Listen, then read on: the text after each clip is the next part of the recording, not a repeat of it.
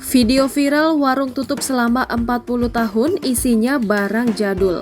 Media sosial baru-baru ini dihebohkan dengan warung yang tutup selama 40 tahun. Bak mesin waktu, video tersebut diunggah oleh akun TikTok @kapsulwaktunusantara. Warung itu pun nampak menyediakan berbagai macam barang-barang jadul, mulai dari berbagai macam kosmetik seperti bedak dan lipstik, hingga terdapat sampo, sabun, hand body, dan parfum dari era terdahulu.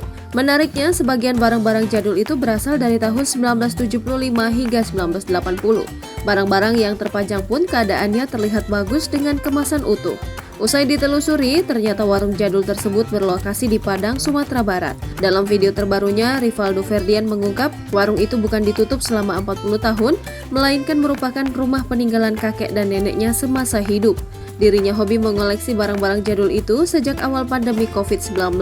Rivaldo pun menjadikan rumah tersebut sebagai galeri kelontong jadul. Ia ternyata juga gemar mengumpulkan majalah-majalah jadul sejak SMP. Rivaldo berujar jika ada niat dan keyakinan, tak ada yang mustahil untuk bisa mengumpulkan barang-barang yang bikin kita bernostalgia.